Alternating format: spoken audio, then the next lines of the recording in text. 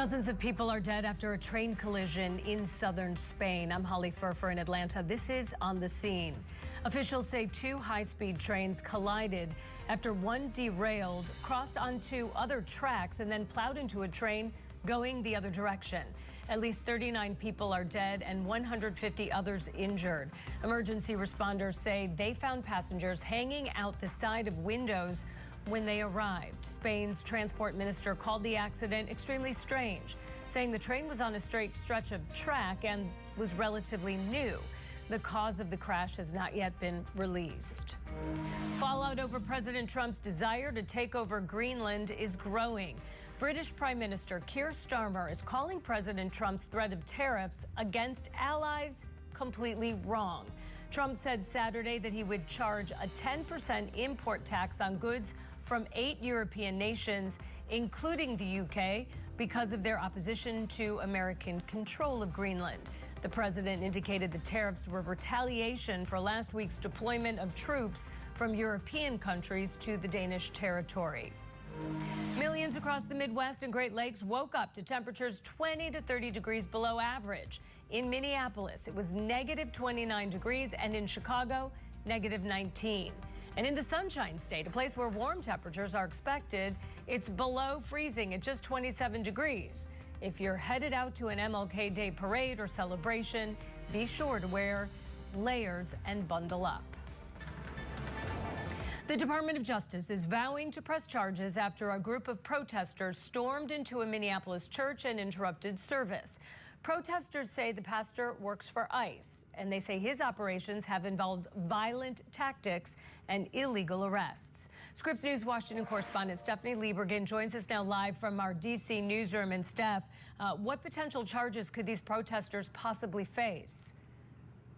So, Holly, if these protesters were convicted under federal law, they could be facing fines, thousands of dollars in fines and jail time. And again, that's if they're convicted. The Department of Justice's Civil Rights Office says they're looking at potential violations of the FACE Act, which part of the FACE Act makes it illegal to block or prohibit someone from accessing a place of worship. So disrupting this church service on Sunday is, what the Department of Justice is looking into underneath this FACE Act violation. It's something that the Attorney General Pam Bondi said that this investigation was being done at her direction. In a post that she put on social media, she said she spoke to the pastor of that church, and the attacks against law enforcement and the intimidation of Christians are being met with the full force of federal law, saying that the federal government is going to step up if state leaders are not acting responsibly to prevent lawlessness. Now, these convictions, as I mentioned, they could be up to $25,000 in fines, up to 3 years in jail. It doesn't appear that anyone was injured during that disruption of the church services on Sunday, but if someone was injured, that brings the potential jail time up to a 10-year maximum. But this church service being disrupted was just one of many protests that the Twin Cities experienced over the weekend. There was one led by a conservative activist. There was a small group of conservatives who support ICE's actions in the Twin Cities, but he was widely outnumbered by counter-protesters that led to a few conflicts. There's also, right now, as you're looking, these are postal service workers who protested on Sunday, the only day that the USPS doesn't make deliveries, with one postal worker saying that she has come across ICE vehicles out while she's on her routes, and she says they are driving recklessly, that puts the community more at risk. So still, we've had weeks of protests happening in the Twin Cities, and they certainly were continuing, Holly, all throughout Saturday and Sunday this past weekend. And Stephanie, we understand about 1,000 soldiers are on standby to travel to Minnesota. So what do we know is the latest there? So there's about 1,500 U.S. Army soldiers who are based in Alaska who have been told to be put on standby. This group of soldiers, this Army battalion, it specializes in activities in Arctic cold regions, and that's where those weather forecasts and weather temperatures you were just talking about. The high today in the Twin Cities is 4 degrees. Some of the lows over this next week overnight, negative 15 degrees. That's the real temperature, not the wind chill. So those Army that Army battalion on standby. But the Minnesota National Guard, what you're looking at here, they are also on standby at the order of the Minnesota Governor, Tim Walz. Now, the National Guard has not been deployed yet out to the streets. The governor saying that they are in a state of active duty so that they can mobilize and respond quickly if there is a need. But the Minnesota National Guard, they would be focusing on supporting law enforcement efforts. They wouldn't be doing any arrests or anything like that. It'd be about supporting public safety, supporting law enforcement. But again, these troops would be in addition to the 2,000 federal officers that we know are already on the ground as part of this immigration surge of enforcement. So could be thousands more hitting the streets if things were to get out of control. But it's a little unclear what exactly the red line is for bringing those troops down from Alaska, or for the Minnesota Governor Tim Walz to actually mobilize and put his National Guard troops on the streets. All right, Scripps News Washington correspondent Stephanie Liebergen live for us. Thanks, Steph, for that update.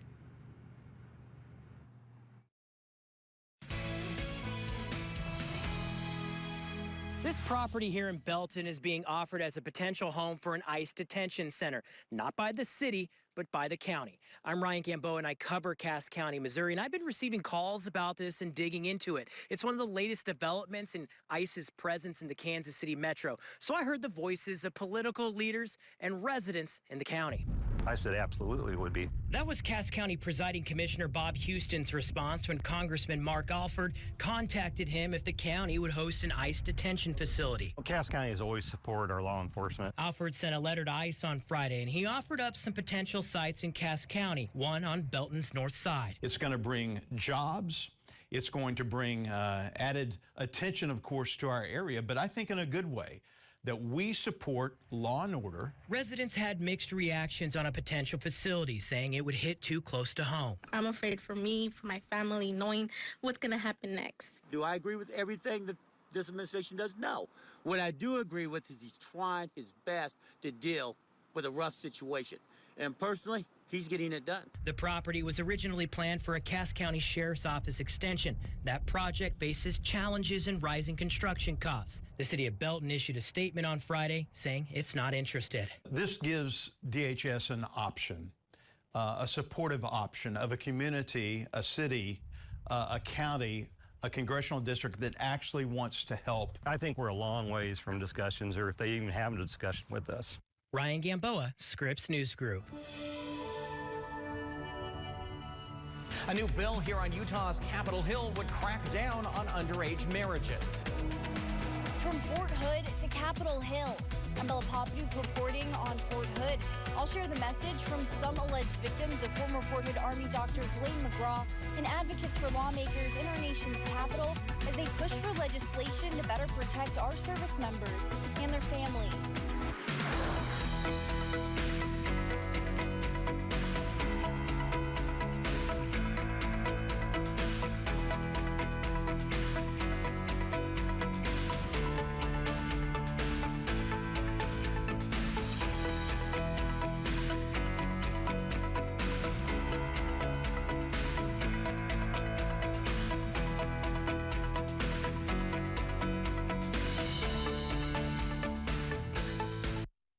There are moments when it gets scary. You hear shooting down there? And the important thing to do is not panic, be dynamic. They're here improving their skills for how to get through Russian minefields. I love that Scripps News gives me the opportunity to go where the stories are. You meet the most amazing people, everyday individuals whose stories take bravery to tell. These are stories the world should know about. Jason Bellini, Scripps News. For live reports, breaking news, and headlines from around the world, stream Scripps News. Jesse Palmer. Emmett Smith? Both of us together? This must be some kind of TV fantasy. Nope, it's reality. Tableau reality. Tableau lets you watch, pause, and record live TV subscription-free. Pause you, Jesse. I'm here for 100+ channels. News, reality, movies, free live sports. Plus, it's game time. Tableau. It's not fantasy, it's reality. And a smart play. Learn more at TableauTV.com. The MVP of TV. You know the drill. We are gonna be there when it pops. Okay, get to it. Those guys, they're the best. We'll get this guy. Together, like we always do. I think you'll be surprised what you're capable of. Connecting with bikers. There we go. This is gonna be fun. Then let's get it on. Kind of forgot how crazy things can get here. I love this team. It's on ION, wherever you watch.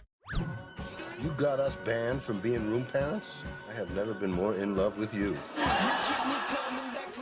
Who wants to go nuts for donuts? Show him your folding trick. I'm not in the mood for your sheet right now. That's gotta hurt, huh? You keep me coming back for more. These are the cases that captivated the world.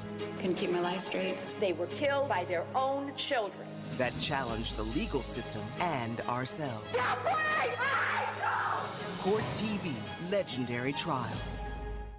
Bounce XL has it all. Show me something. Well, did we think that we'd be in TV? Yes, we did. When we allow all of our voice to be heard, that's when we succeed the most. America, desperate times call for desperate measures, and I'm desperate to get at least one of these kids out of my house. Family sticks together no matter what. Bridging the gap, celebrating culture, and giving you what you came for. You ready for showtime? Show me something.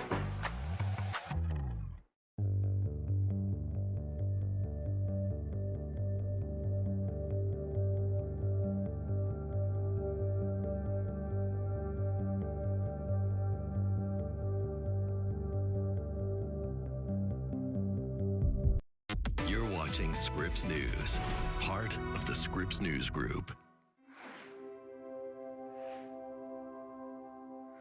I'm Ben Winslow on Utah's Capitol Hill. Representative Melissa Garf Ballard has introduced a new bill here in the legislature that creates a crime of taking a minor out of state for a marriage.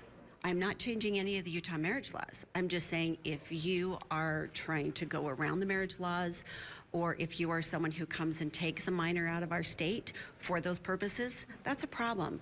This is really to protect Utah minors. I miss them every day and pray that we'll be able to find them and return them home. Elizabeth Roundy hasn't seen some of her children in years. She has custody rights, but as an ex-member of the fundamentalist LDS Church, they've disappeared.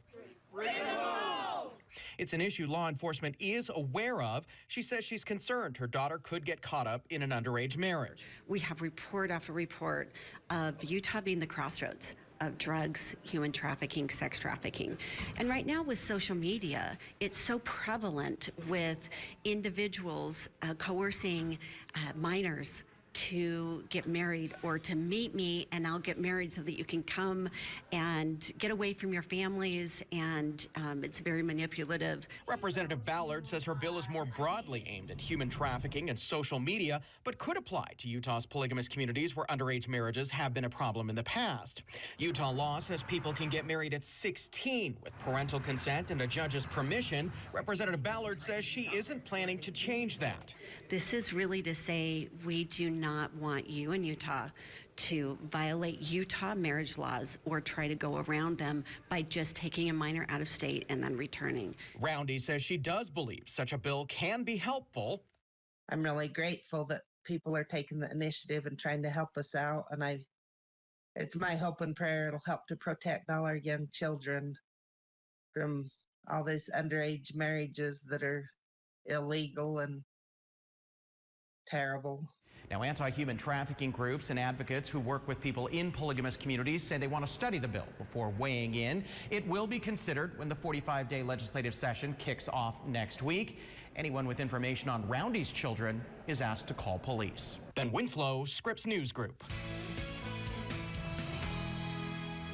I'm Bella Papaduke reporting on Fort Hood. Some alleged victims of a former Fort Hood Army doctor accused of secretly recording his patients take their fight for justice to our nation's capital, pushing for systemic change in the military and stronger protections for our service members and their families. It was impactful, to say the least. Survivors sharing their stories under the national spotlight. These courageous women told the stories of their trauma, how they encountered that trauma, of the ongoing nature of that trauma, There were many tears. There were many emotions. The Cobos law firm, 4 of Blaine McGraw's former patients, and nonprofit Shield of Sisters are among those who traveled to Washington, D.C. this week to talk to lawmakers in the aftermath of allegations against the former Fort Hood OBGYN. Really to request that members of Congress sponsor legislation that's going to benefit military spouses and active duty soldiers. Cobos tells me his firm talked with a lot of people and organizations, including the Democratic Women's Caucus and Texas Senator John Cornyn. We sat down with him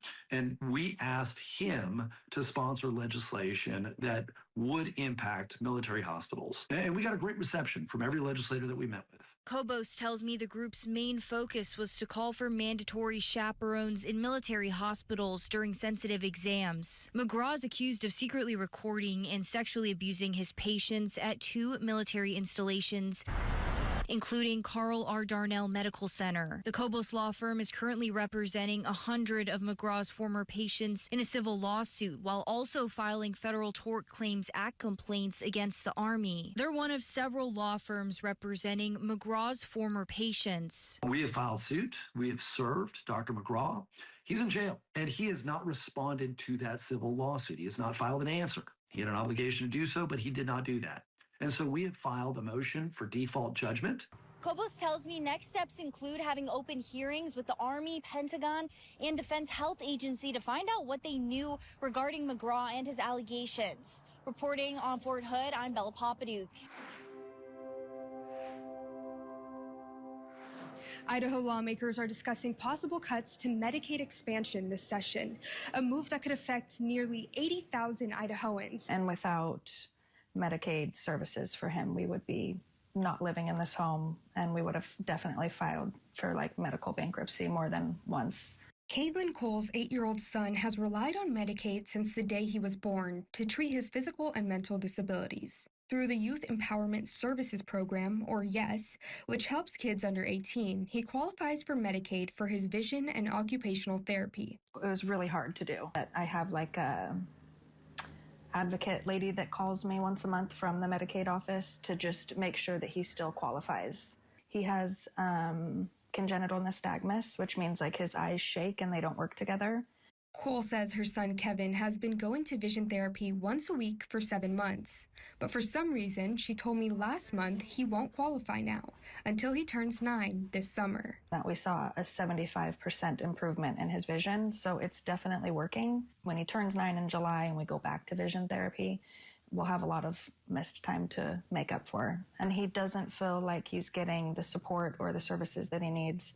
I see a difference in his confidence, and he gets kind of embarrassed. And his ADHD occupational therapy now only covers 20 sessions a year. How many did he get last year? Unlimited, pretty much. Cole showed me the therapy she will now have to do with Kevin at home for the next 7 months. I would say it's going to be maybe 10-15% of success compared to what they do. As Idaho News 6 has reported, after an executive order from Governor Brad Little, health and welfare was among state agencies tasked with slashing budgets last fall. A department spokesperson tells me they've had to reduce spending on each managed care contract by 4%. Amina Siddiqui also lives on the Boise bench. We first met last November when a pause in SNAP benefits left her struggling to make ends meet. Really, all you're seeing is nothing. Absolutely nothing. She tells me she's been on Medicaid since she moved to the U.S. in 1998 and hasn't been able to find a stable job because of her conditions.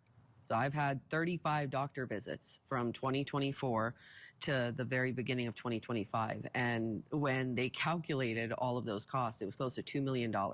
So with the help of Medicaid, how much did you end up paying?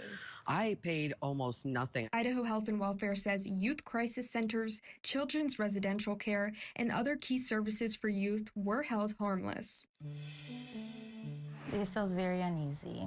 Daycares in Ohio, inundated with attention. I feel like an isolated situation has put a spotlight in a negative way on child care centers, and now it's questioning our integrity. Due to conservative activists online attempting to expose fraud, and like Minnesota, scrutinizing the state's Somali population. And Governor Mike DeWine has been trying to defuse the situation. We are as vigilant as we can about fraud. He says that there are 5,200 child care centers in the state, and with their fraud detection, 12 facilities were shut down in 2025. But Toledo area Republican Josh Williams says Ohio and DeWine aren't doing enough. It is clear to me that the current system isn't catching the fraud. He introduced a bill that would require cameras in the majority of daycare rooms, excluding bathrooms. It would allow the state to have instant and live access to the videos, but provides no money for the daycares to buy the equipment. This is going to be restricted to only government employees being able to provide access, and there's going to be records of when they actually have access. So I don't think there's major privacy concerns. He came up with the legislation because of the work of people who were going to daycares with cameras to try and spot fraud starting in late December. He said that those concerns led to 12 facilities being shut down. There's been allegations that were raised and they were proven. But in actuality, the governor's team found that fraud before the online outrage. His team was saying that was from all of 2025, not from the citizen journalists. See, the markings, I do my job. I don't want to misrepresent the facts on the ground. So the facts are what they are. DeWine's team confirmed that these activist tips have not resulted in anything, but are being investigated. His administration is now partnering on a different child care bill proposed by other Republicans. We're working on protecting their tax dollars as well as serving the children that need our help. Dayton area Republican Phil Plummer has introduced legislation that would allow for more scrutiny, but wouldn't require cameras continuously monitoring daycares. Plummer argues that Williams is putting federal funding at risk. We can't gaslight this and say Ohio's terrible, because Ohio's not terrible. You don't freak out the administration, the federal administration, and they pull our funding, because then we lose child care centers. Williams acknowledged that the citizen investigators may not have found fraud, but he still backs his plan. They can make it where their information is less of a factor. Morgan Trow, Scripps News Group. How to spot fake online pharmacies before it costs you your health and your money. Coming up, the steps to take. These are the cases that captivated the world. Couldn't keep my life straight. They were killed by their own children. That challenged the legal system and ourselves. Court TV, legendary trials. Jesse Palmer. Emmett Smith. Both of us together? This must be some kind of TV fantasy. Nope, it's reality. Tableau reality. Tableau lets you watch, pause, and record live TV subscription-free. Pause you, Jesse. I'm here for 100+ channels. News, reality, movies, free live sports. Plus, it's game time. Tableau. It's not fantasy, it's reality. And a smart play. Learn more at tableautv.com. The MVP of TV. Covering the White House, you are in the center of where everything is happening in our government. There are really important issues happening in our country right now. People have questions about where the economy is headed, immigration policies, how the U.S. is handling global conflicts. My job is to bring meaningful answers and ask critical questions that impact everyday lives for our viewers. Haley Bull, Scripps News. For live reports, breaking news, and headlines from across the country, stream Scripps News. Bounce XL has it all. Show me something. Well, did we think that we'd be in TV? Yes, we did. When we allow all of our voice to be heard, that's when we succeed the most. America, desperate times call for desperate measures, and I'm desperate to get at least one of these kids out of my house. Family sticks together no matter what. Bridging the gap, celebrating culture, and giving you what you came for. You ready for showtime? Show me something. How prepared is your family if disaster shows up at your doorstep? You can't just turn away a natural disaster. That's why it's important to go to ready.gov/plan before they show up. It has the tools and tips you need to make an emergency plan with your family. So if disaster comes knocking, let's go. You'll be ready to help keep your family safe. It's just a pizza. Yes! Make a plan today. You got us banned from being room parents? I have never been more in love with you. Who wants to go nuts for donuts? folding trick. I'm not in the mood for your sheet right now. That's gotta hurt, huh? You keep me coming back for more.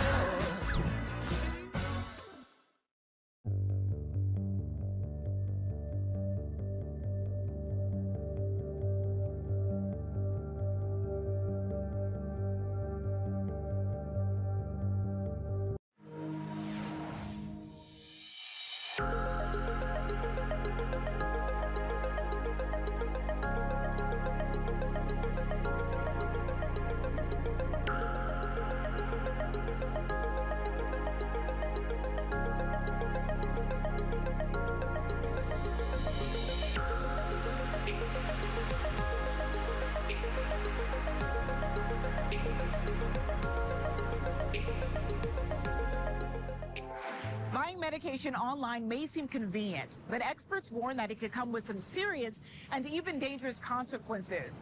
So before you click buy, there are a few things that you need to know to protect both your health and your wallet.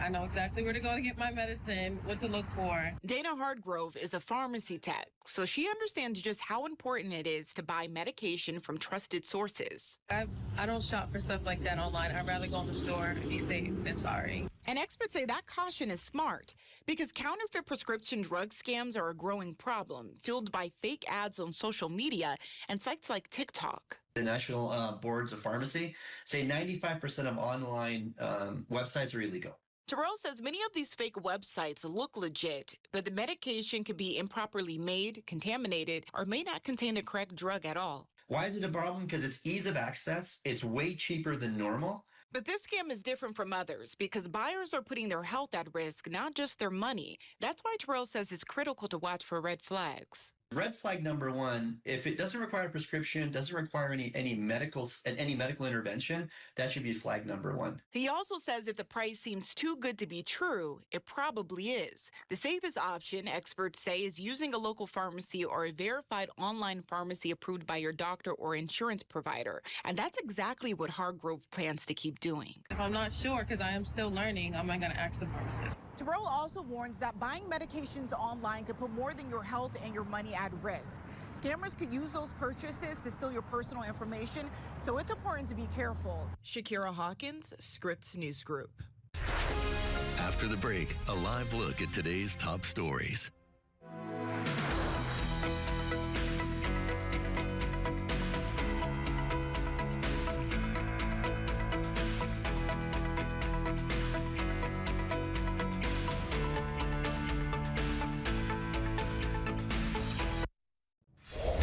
Jesse Palmer. Emmett Smith. Both of us together? This must be some kind of TV fantasy. Nope, it's reality.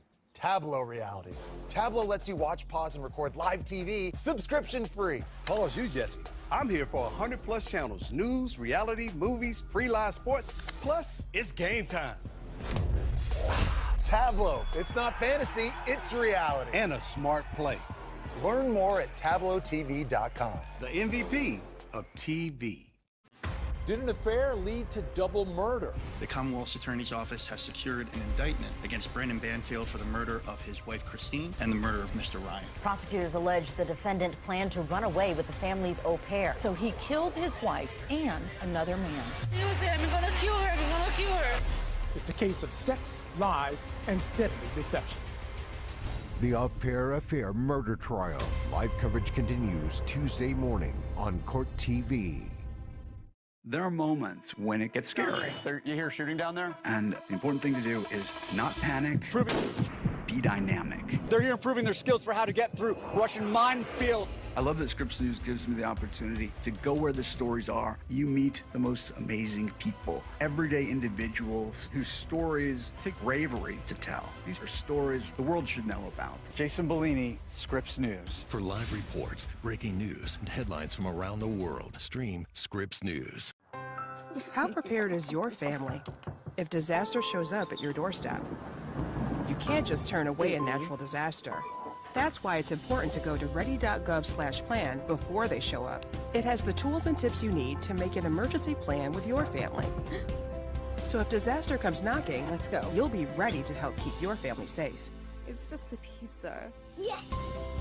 Make a plan today.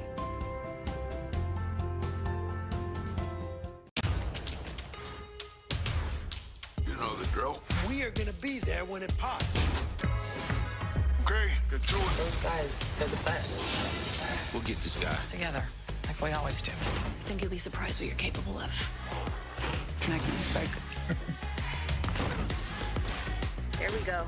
This is gonna be fun. Then let's get it on. Kind of forgot how crazy things can get here. I love this team. It's on ION, wherever you watch.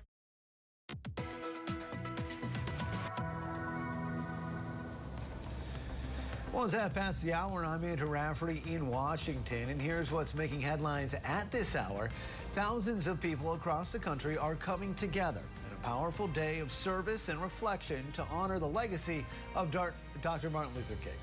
The King Center calls for everyone to recommit to building their own communities through nonviolent action and shared purpose. Dr. King's oldest son, Martin Luther King III, says we have a lot of work to do. The nation feels as if it is falling apart at the seams. And the only way we are going to navigate through this is we have to do it collectively together. It doesn't mean we're going to agree on every issue, but we got to aim high. Right now, we're operating at the gutter level, it feels to me. That's not what Martin Luther King Jr. nor Coretta Scott King wanted to see and envision. And meanwhile, Bruce Springsteen slammed President Trump during a surprise performance at the Light of Day Winterfest concert. It happened Saturday night in his home state of New Jersey. Springsteen was particularly critical of immigration enforcement and the killing of Renee Good. He called on federal agents to leave Minneapolis and for fans to tell Trump the same. If you believe you don't deserve to be murdered for exercising your American right to protest, and send a message to this president, and as the mayor of that city has said, ICE should get out of Minneapolis. The White House has responded, doubling down on its claim that Renee Good was using her vehicle as a deadly weapon and calling Springsteen's political opinions, quote, bad. In another tough weekend for Bills fans, the Bills, fresh off another gut-wrenching playoff loss on Saturday, have fired head coach Sean McDermott. McDermott had been with the Bills for the past 9 seasons and led the team to the playoffs for the last 7 straight. However, despite all that success, the Bills haven't been able to get to the Super Bowl under McDermott, even with having an MVP quarterback in Josh Allen. And the college football season will come to an end tonight when a new champion is crowned. The Indiana Hoosiers taking on the Miami Hurricanes at 7:30 p.m. Eastern. Miami's going to have a rare home field advantage for the game, but most sports books are still favoring Indiana by more than a touchdown. This will be the first time the two teams have played each other since the 1960s. In 1 month, that's how long it has been since the Justice Department was supposed to release all of the Jeffrey Epstein files. And so far, only about 1% of the documents the DOJ acknowledges have been made public. According to a recent CNN survey, only 6% of Americans are satisfied with the release thus far. Scripps News national correspondent Alex Miller is live for us in New York with the latest on this. And Alex, we saw a flurry of filings last week that were all pretty contradictory. The last one suggests a federal judge in New York took no action to comply with the law. Well, that's right, Andrew. Essentially, what the Department of Justice says is that the judge in the Ghislaine Maxwell case can't and shouldn't enforce the Epstein Files Transparency Act.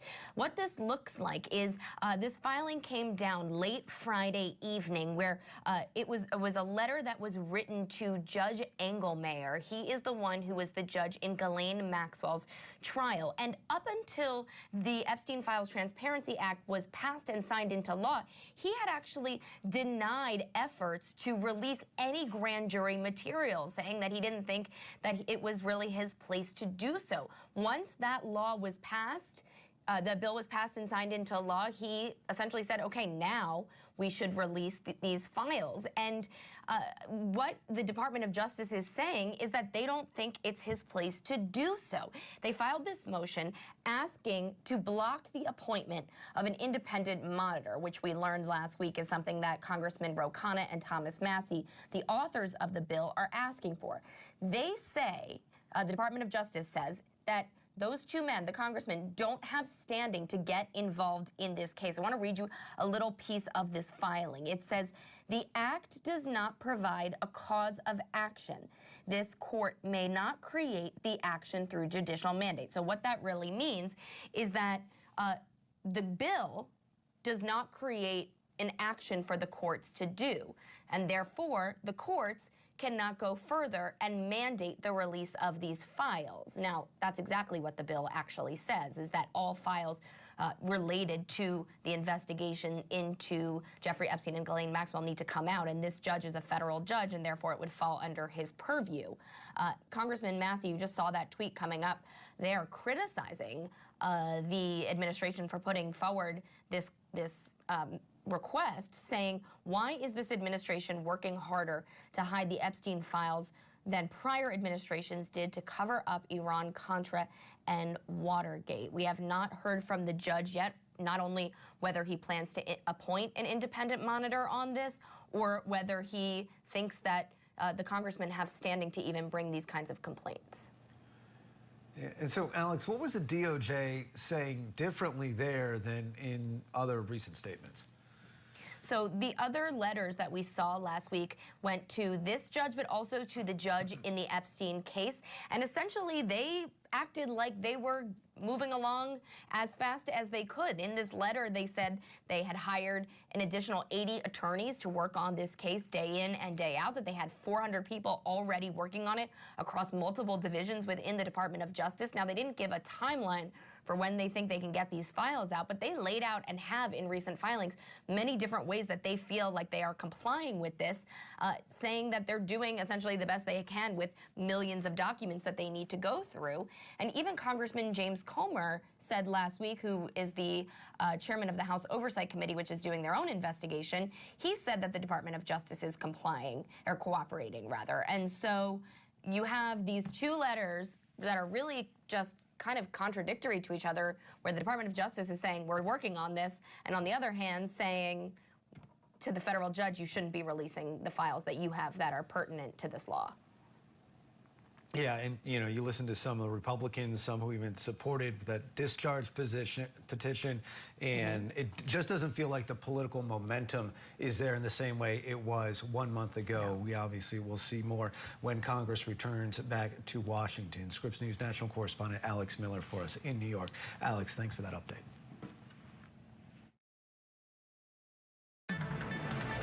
Tensions are escalating between the United States and Europe over President Trump's desire to acquire Greenland. Now, a possible trade war is on the verge of breaking out again, reminiscent of last year when President Trump first proposed new tariffs on Europe.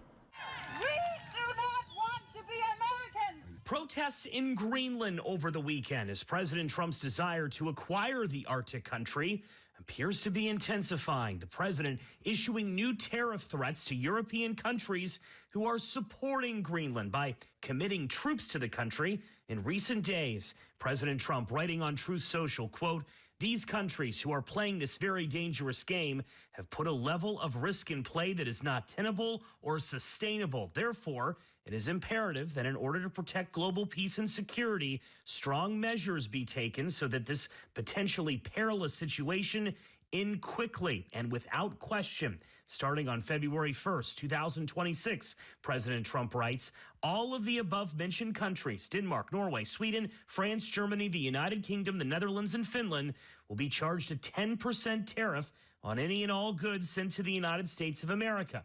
On June 1st, the tariff will be increased to 25%. Over the weekend, European leaders scheduling emergency meetings to discuss possible retaliation now against the United States should President Trump's tariffs actually take effect. In a joint statement, European leaders saying, quote, tariffs would undermine transatlantic relations and risk a dangerous, downward spiral. Some of the possible options that Europe could use to retaliate against the United States include the option of a, quote, trade bazooka that would cut off the United States to some European markets. New tariffs are also possible. President Trump is expected to speak in Europe on Wednesday for a previously scheduled speech on the economy in Switzerland. Joe St. George, Scripps News Group, Washington.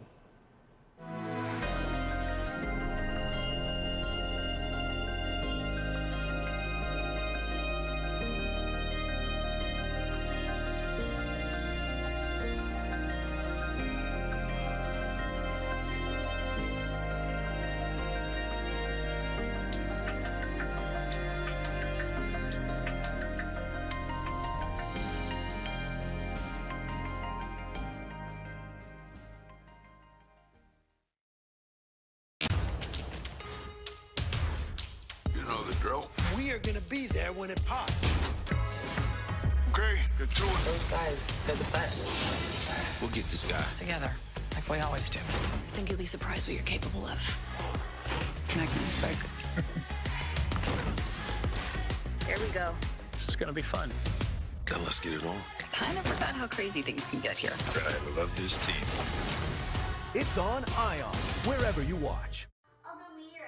I wanted to be a reporter since I was 4 years old. I always knew that I wanted to tell stories. I feel really proud that I work at Scripps News. Our reporters get to delve into the topics that we care about and that we want to dig deeper into. There's a real investment in going where the stories are, giving people the full picture, reporting what is happening firsthand. Alex Miller, Scripps News, New York. For live reports, breaking news, and headlines from across the country, stream Scripps News. Bounce XL has it all. Show me something. Well, did we think that we'd be in TV? Yes, we did. When we allow all of our voice to be heard, that's when we succeed the most.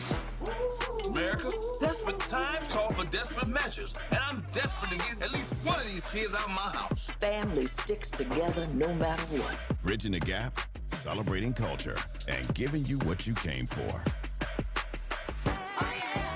You ready for showtime? Show me something. Jesse Palmer. Emmett Smith? Both of us together? This must be some kind of TV fantasy. Nope, it's reality. Tableau reality. Tableau lets you watch, pause, and record live TV subscription-free. Pause you, Jesse. I'm here for 100+ channels. News, reality, movies, free live sports. Plus, it's game time. Tableau. It's not fantasy, it's reality. And a smart play. Learn more at TableauTV.com. The MVP of TV. How prepared is your family if disaster shows up at your doorstep? You can't just turn away a natural disaster. That's why it's important to go to ready.gov/plan before they show up. It has the tools and tips you need to make an emergency plan with your family. So if disaster comes knocking, let's go. You'll be ready to help keep your family safe. It's just a pizza. Yes. Make a plan today. Did an affair lead to double murder? The Commonwealth's Attorney's Office has secured an indictment against Brandon Banfield for the murder of his wife, Christine, and the murder of Mr. Ryan. Prosecutors allege the defendant planned to run away with the family's au pair. So he killed his wife and another man. Use it. I'm gonna kill her. I'm gonna kill her. It's a case of sex, lies, and deadly deception. The Au Pair Affair murder trial. Live coverage weekday mornings on Court TV. The Supreme Court will take on a major case involving the popular weed killer Roundup. Justices will hear an appeal from Bayer that seeks to block thousands of lawsuits related to the controversial product. Those cases claim Bayer failed to warn people the product could cause cancer. The justices will decide whether EPA approval of Roundup without a cancer warning should prevent state court claims. The Education Department is hitting pause on its plans to garnish wages of student loan borrowers in default. Also being delayed is the seizure of tax refunds and other federal benefits from those who have student loan debt. The collections were set to begin this month, and in a statement, education officials say the temporary delay will give them time to implement reforms to the student loan system. And McDonald's CEO Chris Kempczinski is making new predictions for food trends that will dominate 2026. Kempczinski is forecasting 3 new trends. He says fiber will be big, sweet and spicy flavors together will be a major food trend, and there will be a lot of beverage innovation. The fast food industry has shifted from cheap and fast to fine casual and functional wellness over the last 2 decades.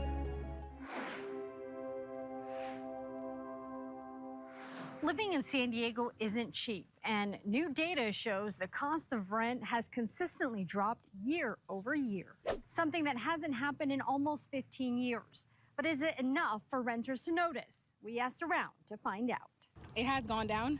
Yes. I don't think so. I don't think so. Shiara Gordon couldn't believe what she was hearing. As a member of the military, she has a limited income and says it was difficult finding a place within her budget. They only give you a certain amount for base housing, like living outside of base. So I had like a limited amount to spend. So that's where I'm not trying to go over that. She pays $2,700 a month for a 1-bedroom apartment. She doesn't have many amenities, but she is paying extra for her washer and dryer. Data shows most people are paying $200 to $500 extra a month for amenities, such as gyms, pools, security, or gate fees. According to research from CoStar Group, a global provider of real estate data, the average rent a month in San Diego is about $2,500. That's $30 a month less compared to the previous year. But it still lands America's finest city at number 6 in terms of the most expensive rental markets in the country. Josh Ohl, who's the senior director of market analytics with CoStar Group, says while that may not sound encouraging, it's a lot better than where we were a few years ago. Generally speaking, over any 12-month period, rents on average historically grow about 3.2%. Right, but we had rents grow over a 12-month period by 12%. So we essentially had like 4 years of rent growth confined to a 12-month period. Josh says the drop in rent gives renters the upper hand when trying to find the best deals or score extras, like a month of free rent or a gift card from apartment companies. If you're out there looking for an apartment, you might be able to get a better deal now than you would have 12 months ago, just as a result of a little bit more competition to lure renters in the front door for our communities. He also suggests looking at apartments based on location, as certain neighborhoods will have more available units, which could help you get a better deal. Some supply-heavy areas like the Balboa Park neighborhoods or South County, in each of those areas, about 1,400 market rate units opened respectively in those areas. We had about another 1,100 open up in Mission Valley. But then you have other areas like the UTC neighborhoods, some of the areas up there in the Del Mar Heights and Carmel Valley, and some of those North County beach towns there, or even sort of some of those beach towns from PB and Point Loma and Coronado. Marie Cornell, Scripps News Group.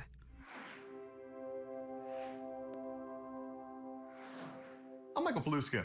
I first was standing in this living room back in 2024 when the realtor that bought it at the time said it was a so-called zombie house. It really was. It was disgusting. There were rats, roaches. You wouldn't even want to step foot in this bathroom, but everything has been redone from the ground up. This was like a mechanical room that had a lot of stuff in it. It was disgusting. It smelled bad. And now you can see it's a master bedroom, and this is no longer a zombie house.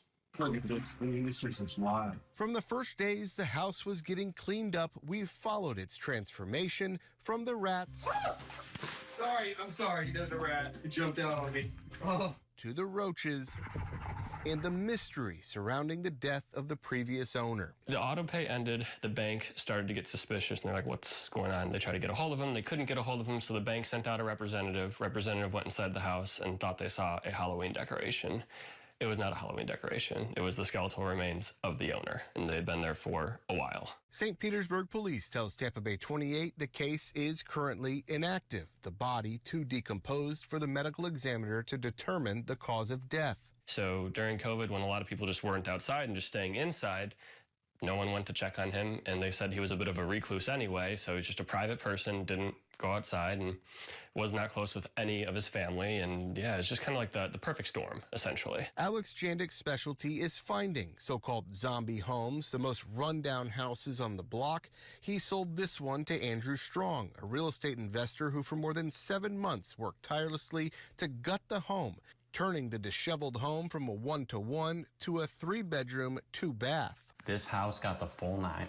everything. Last time I was in this house in 2024, there were rats, there were roaches, it smelled bad, the trash was piled super high. Were you overwhelmed when you saw those photos, or is there nothing that you can't do if you do hard work? I think in the beginning, it's always a little overwhelming at the beginning stages because you're putting together your budget. You're trying to envision the house coming together. You have to be creative. You have to have confidence that you're turning this blank slate into something beautiful. The before and after photos are stunning. This room piled high with trash. Now the master bedroom, the living room transformed. This was a study full of junk. Now another bedroom. And the kitchen wasn't just updated, it went through a metamorphosis. But yeah, man, you really knocked it out of the park on this one. Yeah, thank you. Very proud. Turned out good. This is the first time Jandik and Strong have met in person, two investors focused on changing their communities one house at a time. This is no longer the scary house. No, this has literally gone from by far the worst house on the block to by far the best house on the block. I would call this just a beautifully rehabbed home. A home that's waiting for a buyer and that's gonna spend several years in here very happy. Yeah. No more zombies. No more zombies. No zombies, no critters, just a home waiting to be lived in. Michael Paluska, Scripps News Group. This is Danny Moses. He's not your average Wall Street guy. In fact, he cashed in on The Big Short. Ever see financial news and think, what in the world does that mean? Danny Moses can tell you. Will that even affect me? He'll tell you. What is a prediction market? He'll tell you that, too.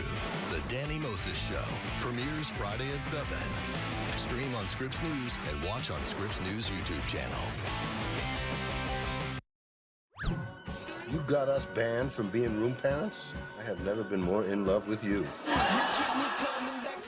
Who wants to go nuts for donuts? Show him your folding trick. I'm not in the mood for your sheet right now. That's gotta hurt, huh? You keep me coming back for more. Covering the White House, you are in the center of where everything is happening in our government. There are really important issues happening in our country right now. People have questions about where the economy is headed, immigration policies, how the U.S. is handling global conflicts. My job is to bring meaningful answers and ask critical questions that impact everyday lives for our viewers. Haley Bull, Scripps News. For live reports, breaking news, and headlines from across the country, stream Scripps News. How prepared is your family if disaster shows up at your doorstep? You can't just turn away a natural disaster. That's why it's important to go to ready.gov/plan before they show up. It has the tools and tips you need to make an emergency plan with your family. So if disaster comes knocking, let's go. You'll be ready to help keep your family safe. It's just a pizza. Yes! Make a plan today. These are the cases that captivated the world. Couldn't keep my life straight. They were killed by their own children. That challenged the legal system and ourselves. Court TV, legendary trials. Bounce XL has it all. Show me something. Well, did we think that we'd be in TV? Yes, we did. When we allow all of our voice to be heard, that's when we succeed the most. America, desperate times call for desperate measures, and I'm desperate to get at least one of these kids out of my house. Family sticks together no matter what. Bridging the gap, celebrating culture, and giving you what you came for. You ready for showtime? Show me something. Jesse Palmer. Emmett Smith? Both of us together? This must be some kind of TV fantasy. Nope, it's reality. Tableau reality. Tableau lets you watch, pause, and record live TV subscription-free. Pause you, Jesse. I'm here for 100+ channels. News, reality, movies, free live sports. Plus, it's game time. Tableau. It's not fantasy, it's reality. And a smart play. Learn more at tableautv.com. The MVP of TV.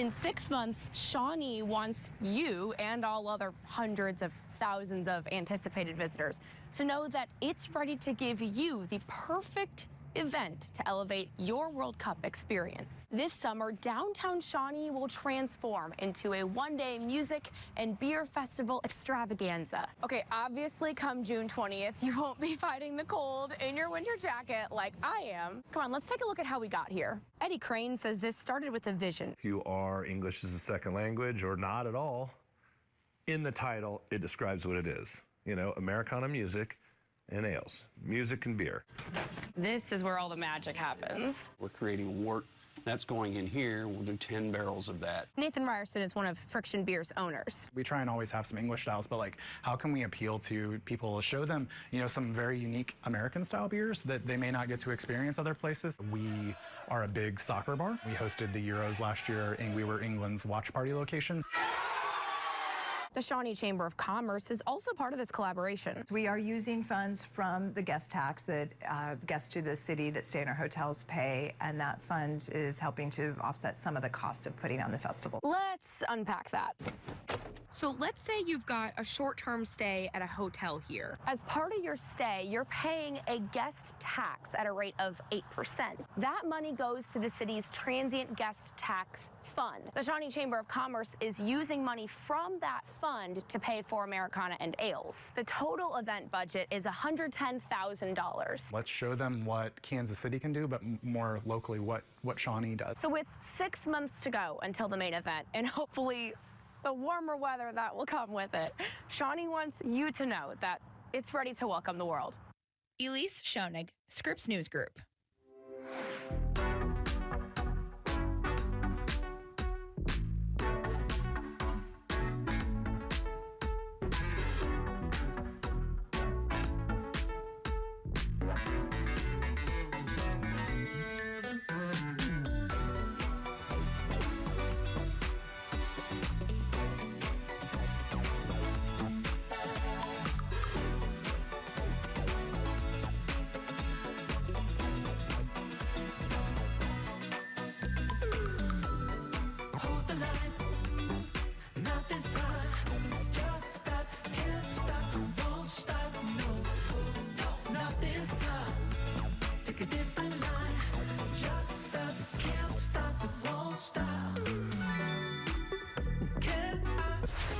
After the break, a live look at today's top stories.